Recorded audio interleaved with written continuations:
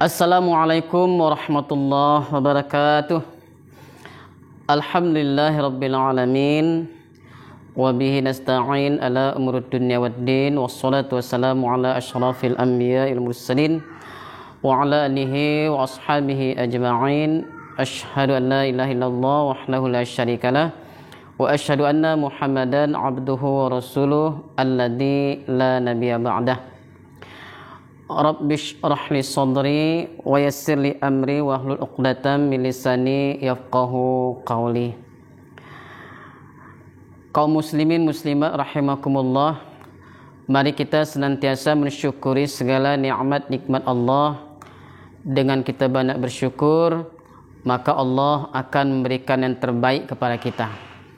Jadi sebenarnya idealnya bukan karena yang kita inginkan kita dapatkan kita bersyukur, ya, tapi dengan kita banyak bersyukur dengan apapun yang diberikan Allah, maka itulah yang akan menambah kebahagiaan kita selanjutnya.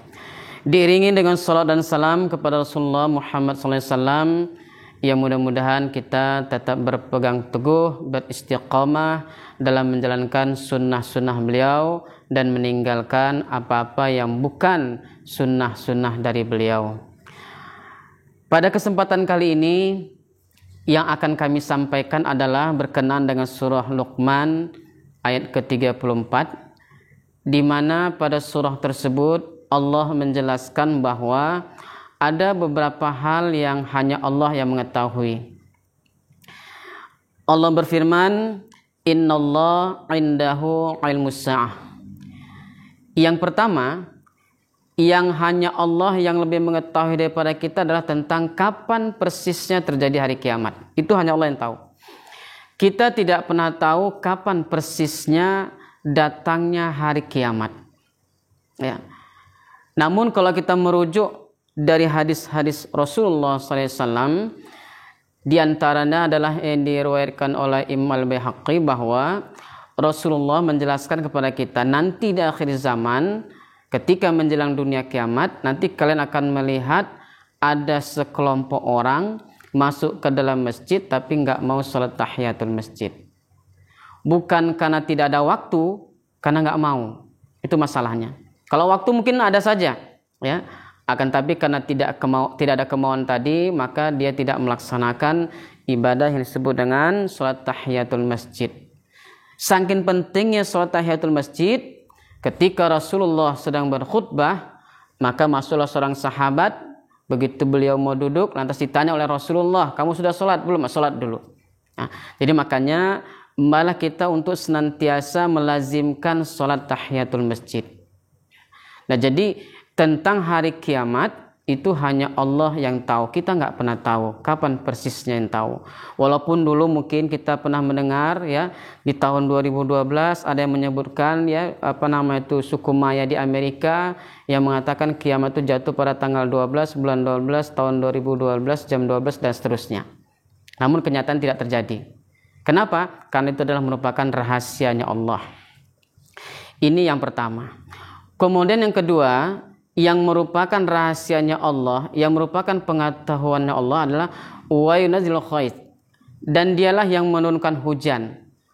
Artinya apa? Mau hujan atau tidak hujan pada hari ini itu adalah hak prerogatifnya Allah.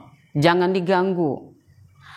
Ada orang yang dalam tanda kutip merasa senang ketika hujan. Ada orang yang merasa dirugikan ketika hujan. Ada orang yang merasa senang ketika hujan. Siapa itu? Ya, tukang dorsemer misalnya. Itu dorsemer paling senang kalau tiap hari hujan. Kenapa? Karena banyak saham masuk, uang yang masuk, karena banyak Honda yang kotor dan sebagainya. Ya. Para petani juga senang. Nah, di sisi lain ada juga orang yang merasa dirugikan ketika hujan. Ya, terutama kepada ibu-ibu yang punya anak bayi yang pakaian masih belum kering kemarin, ini sudah basah lagi, dan begitu seterusnya. Yang jelasnya mau hujan atau tidak hujan itu adalah hak prerogatifnya Allah, jangan diganggu. Kenapa? Karena masih ada juga sebahagian saudara-saudara kita kaum muslimin, ya, ketika mengadakan satu acara, katakanlah hajatan, pesta dan sebagainya, sibuk manggil pawang hujan. Yang kalau kita yakin gara-gara itu tidak hujan, ini jatuh kepada perbuatan syirik. Rasulullah sudah menegaskan, sudah mengajarkan kepada kita ketika turun hujan, ya, bacalah doanya, Allahumma shayyiban nafi'a. Ya Allah, semoga hujan yang kau turunkan ini bermanfaat untuk kami. Dan ketika tidak turun hujan, Rasul sudah ajarkan baca doanya, Allahumma akhisna, Allahumma akhisna, Allahumma akhisna. Ya Allah, berikan kami hujan, ya Allah, turunkanlah hujan. Jadi makanya hujan ini merupakan rahasianya Allah dan kita tidak tahu. Kemudian yang ketiga, wa ya'lamu fil arham, dan tidak seorang pun yang tahu apa yang dikandung di rahim seorang wanita. Artinya apa? Mau anak laki-laki atau anak perempuan itu merupakan amanah dari Allah yang harus kita jalankan, yang harus kita didik dan seterusnya. Ya. Makanya Rasulullah sudah menegaskan ketika anakmu lahir, tuhsinu ismu, kasih dia nama yang baik. Beri dia nama yang baik. Kemudian berakikah dan seterusnya. Jadi walaupun sekarang ada alat canggih di dunia kedokteran yang katanya USG bisa dideteksi ini anak laki atau perempuan, itu kan merupakan ilmunya manusia. Namun kalau Allah tidak berkehendak, maka semua tidak akan terjadi. Kum fayakun. Kan begitu. Kalau semua sudah kehendak Allah, pasti semua akan terjadi. Kemudian yang keempat, yang merupakan rahasianya Allah adalah wa ma tardi nafsu ma taksibu ghadan, ya. Dan tidak seorang pun yang tahu, ya, tentang apa yang diusahakannya besok. Artinya tentang rezeki itu sudah Allah yang atur. Tugas kita adalah hanya untuk berusaha dan bermohon kepada Allah. Makanya Rasulullah SAW, ya, supaya kita bisa menikmati rezeki, supaya kita bisa menikmati rezeki dari Allah, diantaranya adalah yang pertama bersyukur. Syukurilah apa yang diberikan Allah. Kemudian yang kedua, carilah yang halalan thayyibah, halal dan baik. Allah Subhanahu wa taala ketika menyebutkan sesuatu di Quran itu sangat tinggi filosofinya. Ketika Allah sebutkan halal di Quran, kita ucapkan dengan mulut kita halal, mulut kita terbuka. Ini maknanya adalah seolah-olah Allah menegaskan kepada kita, wahai orang, wahai manusia, ya, yang halal makan, yang halal kerjakan, yang halal konsumsi, dan begitu seterusnya. Ketika Allah sebutkan haram di Quran, kemudian kita ucapkan dengan mulut kita haram, mulut kita tertutup. Artinya apa? Yang haram jangan dimakan, yang haram jangan dikerjakan, dan begitulah seterusnya. Jadi makanya carilah yang halalan thayyibah. Seorang sahabat Rasul bernama Al-Mubarrak. Beliau penjaga kebun. Suatu ketika beliau datang oleh majikan. Mubarrak, kamu sudah berapa lama kerja di kebunku ini? 5 tahun, Tuan. Baik, carikan aku kurma yang manis. Masuk ke perkebunan, dia ambil, dia petik, dia kasih majikan. Begitu dia makan majikan, pahit. Mubarrak, aku minta yang manis, bukan yang pahit. Baik, Tuan. Dia masuk ke lebih dalam lagi. Dia petik, dia ambil kurma, kemudian dia berikan kepada majikan. Begitu dimakan, ternyata semakin pahit. Kemudian kata Mubarrak, kata majikan, Mubarrak, aku minta yang manis, bukan yang pahit. Baik, Tuan.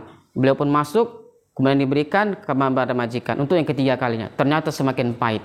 Kata sang majikan, Mubarrak, sia-sia kau kerja di sini bertahun-tahun, ku gaji besar-besar, ku gaji bonus dan sebagainya, tapi kau tak tahu mana kurma yang manis dengan yang pahit. Apa kerjamu di sini? Tuan, 5 tahun yang lalu Tuan sudah mengamanahkan kepada saya untuk menjaga dan merawat kebun Tuan. Menjaga dan merawat, bukan nyuruh makan. Maksud bagaimana? Selama 5 tahun aku di kebun Tuan ini, aku hanya sebatas menjaga dan merawat dan tidak pernah makan sesuai dengan amanah Tuhan. Masya Allah, ya. Bayangkan, andaikan kita misalnya disuruh menjaga kebun durian 5 hektar, ya kan, ada satu yang hilang, banyak alasan kita. Akhirnya karena kalah malu, sang majikan pulang sampai di rumah, dia bilang sama istrinya, alhamdulillah kita sudah menemukan calon menantu yang kita damba-dambakan. Siapa itu? Mubarrak. Diceritakanlah semuanya, akhirnya istrinya setuju. Nah, jadi tentang rezeki itu hanya Allah yang mengetahui. Tugas kita hanya berusaha. Kemudian yang terakhir, wa ma tadri nafsum bi ayyin tamut, dan tidak seorang pun yang tahu di bumi mana dia akan dipanggil Allah. Artinya apa? tentang meninggal itu merupakan rahasianya Allah. Kita nggak tahu kapan kita akan dipanggil Allah. Oleh sebab itu makanya ada 3 rahasia Allah tentang kematian. Yang pertama, kita tidak tahu kapan kita akan meninggal. Yang kedua, kita tidak tahu di mana kita akan meninggal.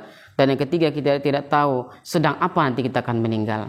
Yang jelasnya, kullu nafsin dha'iqatul maut, setiap kita pasti akan menjalani yang namanya kematian, siapapun orangnya. Jadi kaum muslimin sekaliannya, inilah yang merupakan rahasianya Allah. Dalam surah Luqman ayat ke-34, tentang kiamat itu hanya Allah yang tahu, tentang hujan itu hanya Allah yang tahu, tentang bayi yang dalam rahim seorang wanita itu juga hanya Allah yang tahu, tentang rizki juga hanya Allah yang tahu, dan tentang kematian itu juga hanya merupakan rahasianya Allah Subhanahu wa taala. Demikian, semoga bermanfaat. Ila liqa ma'as salamah. Assalamualaikum warahmatullahi wabarakatuh.